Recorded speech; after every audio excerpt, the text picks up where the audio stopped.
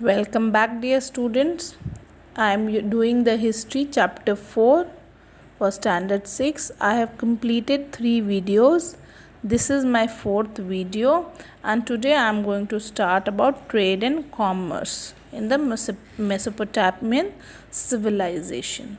So Mesopotamian people carried extensive inland as well as foreign trade.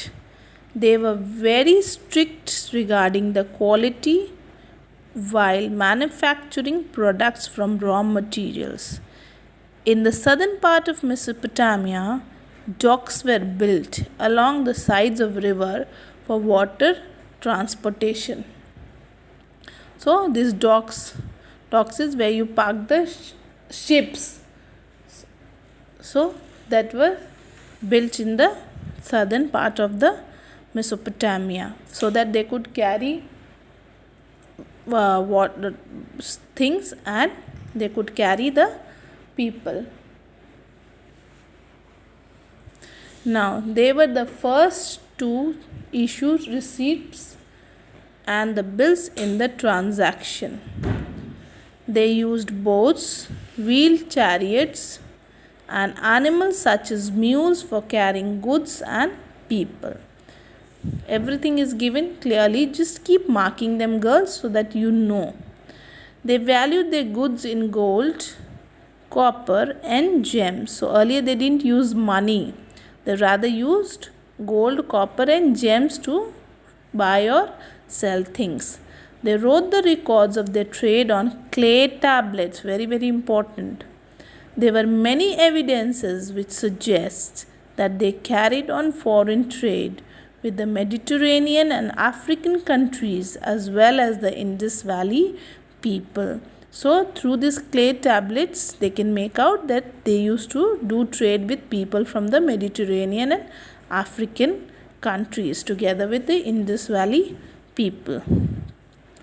Adventurous merchants led their caravans to the west coast, crossed deserts to the Mediterranean coast, or through mountains to the eastern part of Africa. So some were very, very adventurous who enjoyed doing some kind of adventure. So those merchants, they used to take other routes. They used to either opt for deserts or through mountains. But otherwise water route was very, very common. They generally exported grains, wine, wool, and textile, and imported materials like copper, tin, lead, and precious metals. Evidence of the Mesopotamian seals in the Indus Valley suggests that the Mesopotamian people imported timber and luxury goods like ivory, pearls, spices, shells, and silk from India. The Mesopotamians used kalangs, which were a kind of raft made of long wood tied together and buoyed up by inflated skins for carrying goods through canals. So these were either rod shaped or a round kind of a boat which were called kalangs.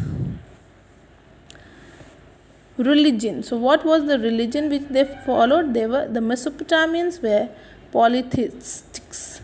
So it means that they believed in the worship of many gods and not one god. They worshipped several major gods and thousands of minor gods. They worshipped forces of the nature like the sun, moon, stars, and rain as their gods. Okay, we Indians also do it.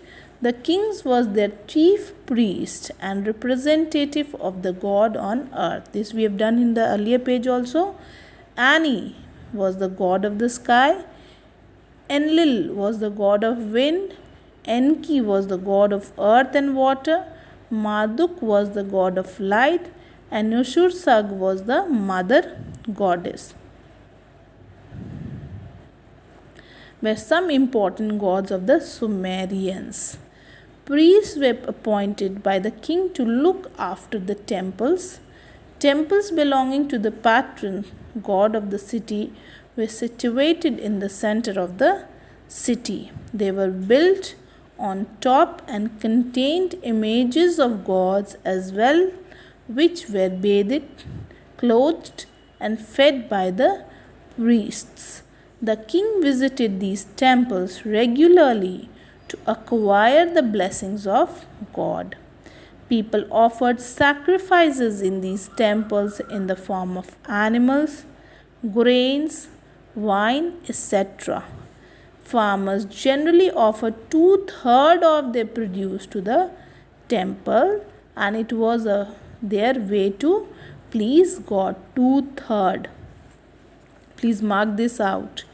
Mesopotamian people believed in life after death, which can be established from the fact that many drinking vessels, ornaments, weapons, etc. have been found in their graves during excavation. I stop till here, girls. Please go through the video more in the next video. Thank you.